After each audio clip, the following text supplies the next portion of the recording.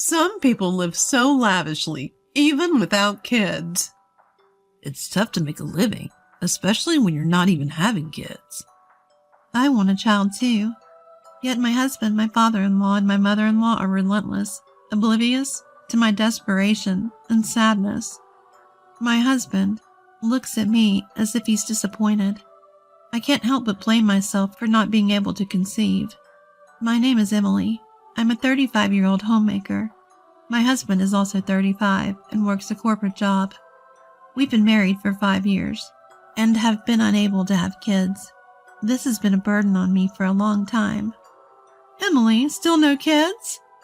Yes, I'm sorry. It's getting late. While your father-in-law is still the head doctor, we need our grandkids to be doctors. We have our needs too. 3 months into our marriage, my mother-in-law first said this to me. Ever since her words became routine, and I've been stressing and blaming myself. My husband's parents run a hospital. His father is the head doctor, and his sister is the deputy. It's a fairly large hospital. As the eldest son, my husband wanted to be a doctor too. However, he couldn't get into med school due to poor grades. He seems to insist that our child must become a doctor and inherit the hospital. Until you're 35. What are you talking about? You have until you're 35 to have a kid. That's the deal. But it's not something that can be achieved just by trying. My husband, like my mother-in-law, set a deadline, which makes me anxious. Our future child must be a doctor. Otherwise, there's no benefit for me. According to my husband, his sister will inevitably take over once his dad retires. Then our child will become a doctor and take the seat of the third-generation head doctor. That's the plan. Truth is, his sister has a daughter in middle school who excels in studies and dreams of becoming a doctor like her mom. My father-in-law adores her. So there's already a candidate to inherit the hospital. Although it's not like there's no successors, my husband seems to have different thoughts. If this continues, his sister will become the second-generation head doctor, but he cannot stand the thought of letting her daughter inherit after that. And agreeing with him is my mother-in-law. She adores my husband and feels sorry that he couldn't become a doctor. That's why she keeps nagging me to have a child soon. He couldn't become a doctor due to his lack of aptitude. Holding on to that dream for their grandchild seems misguided. Amid these conflicting intentions, I ended up being suspected of infertility 2 years into our marriage and had to see a specialist.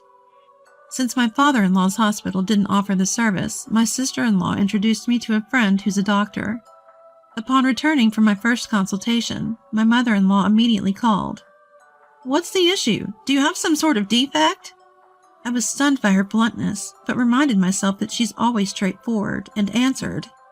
No, they didn't say it was a flaw, but stress could be a factor. They recommend taking it easy. Then, from the other side of the phone, I hear my father-in-law shouting, Bring those test results here now. So quit your job and laze around the house all day. What stress could you possibly have? I'm sorry.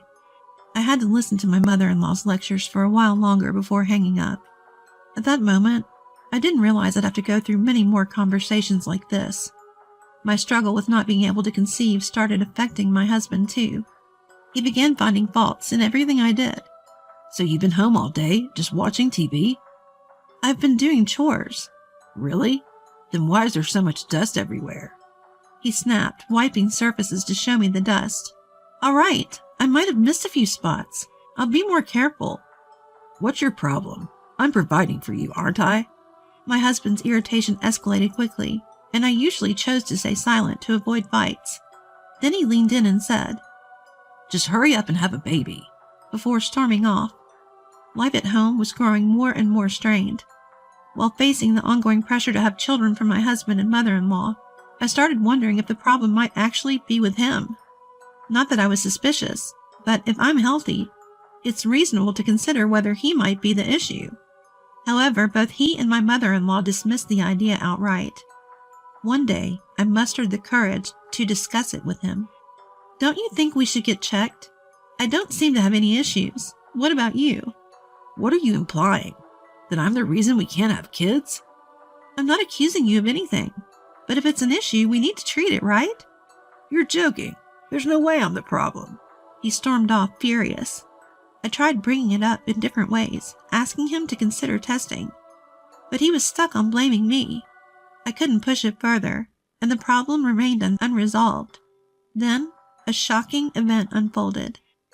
I found out my husband was cheating. He was coming home late every day, looking uneasy and restless.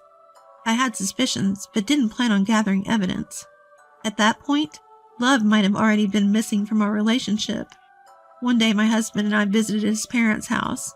As always, I felt overwhelmed by my mother-in-law's nagging about having kids and my father-in-law's comments suggesting we should check for fertility issues.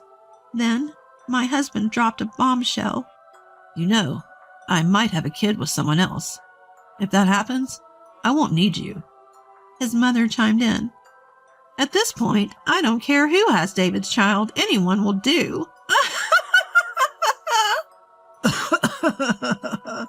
They both laughed, uproariously.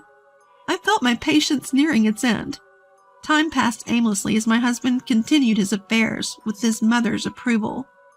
Then I got a message from my sister-in-law saying she was in the area. We met up at a local cafe, and she had surprising advice for me. Emily, why not go back to work?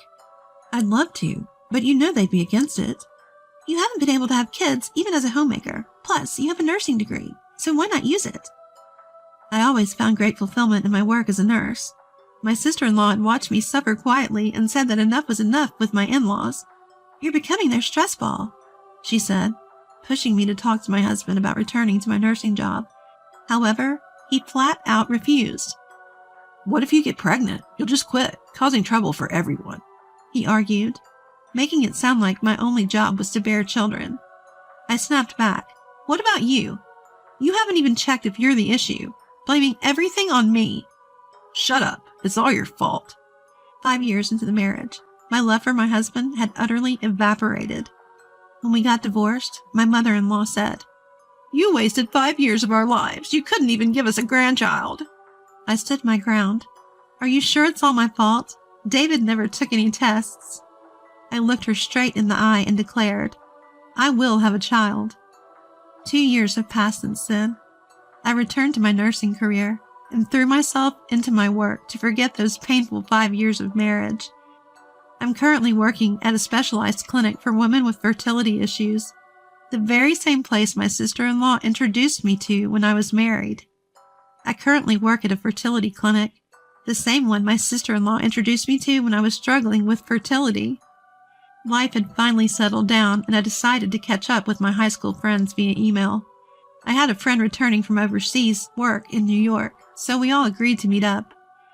I wasn't exactly free to move around, but neither were my friends, so I took the lead in planning a get-together that wouldn't be a burden for anyone. Thanks to my supportive family, I managed to make it to the restaurant we agreed upon, despite the busy preparations. In a private room at the restaurant, we all had a great time catching up and reminiscing. After a while, I excused myself saying, I'll be right back, and left the room. The restaurant was bustling, filled with lively conversations. Among the chatter, it was easy to pick out a familiar voice. Long time no see, I said, approaching a table for 7. All eyes at the table turned toward me. Among them was a face that couldn't hide its surprise. What are you doing here? My ex-husband David looked at the twins I was holding, and his face turned to one of shock. His parents, sitting across from him, were equally shocked. Yes, I had remarried after divorcing David, and was now a mother of twins. What's the meaning of this? Interrupting our meal? How rude! My former sister-in-law, sitting next to my former mother-in-law, continued eating as if nothing had happened. I told you during the divorce, didn't I? I wanted to show you my adorable babies. Did you now? Don't play dumb. I was bullied for being the wife who couldn't get pregnant by both David and you. That's a baseless accusation. Really? You said it was my fault. You said it was all my fault for not being able to have kids. Yet you never even got yourself tested. David averted his eyes and clenched his fists on the table. And you threatened to have a child with someone else. Your mother even said it didn't matter who gave birth, remember? As I said this, a few of my friends approached and said, "David, long time no see. We've heard a lot from Emily. You've changed a lot since high school, haven't you?" David and I were high school classmates, so the friends I was meeting today were also his classmates. The ones looking stunned were a modest-looking woman sitting next to my ex-husband, and people who seemed to be his parents. "I'm sorry for interrupting. Were you announcing your marriage? If so, let me give you some advice as your senior in this household." My ex-husband and his mother looked shocked and tried to stop me. Ignoring them, I raised my voice and said to the woman, "Can you have kids? If you don't have them soon, you'll be bullied by these two, you know?" The woman looked instantly uneasy and exchanged glances with her parents. Then my former sister-in-law, who had been quietly eating, spoke up. "If you're worried, you should back out. What she said is true. It's embarrassing, but that's how our family is." "What are you talking about, sis?" "You're not after Emily's child, are you? You're after Dad's position as the hospital director, right?" Let's talk about that later. "Who says the director has to be a doctor? I'm stepping down, so go ahead." With that, she placed her napkin on the table and said, "I've been invited by a friend who's a doctor. Why don't you come to our fertility clinic?" Everyone was speechless at her words. Yes, my former sister-in-law had always supported me behind the scenes. She had always felt uncomfortable with how her parents ran the hospital, their attitude towards patients, and my brother's ambitions. She even helped me with this revenge. She was the one who told me about the restaurant and my ex-husband's pre-wedding meeting. Unable to take it anymore, my ex-husband's girlfriend left the scene with her parents. My ex-husband tried to chase after her and smooth things over, but was yelled at by her father, collapsed on the spot, and started crying. Seeing this, my former mother-in-law also started crying, and my father-in-law couldn't stop shaking. Afterward, my former sister-in-law officially resigned from my ex-father-in-law's hospital. He came to work as a doctor at the fertility clinic where I work. After she left, the number of patients at my father-in-law's hospital plummeted, partly because she was well-liked and partly because of the restaurant incident. My ex-husband quit his job and tried to turn the business around, but apparently it was pointless. With my former sister-in-law, who was the deputy director, gone, and my ex-husband's engagement broken off, the future of the hospital looked bleak. It's only a matter of time before it changes hands. As for my ex-husband, he seems to be spending his days tormented by emptiness, having lost both his girlfriend and his job, and watching the declining hospital with his parents. As for me, I'm living the happiest life, busy with my twin babies, and still able to work in my calling as a nurse, alongside my husband, who's also a nurse.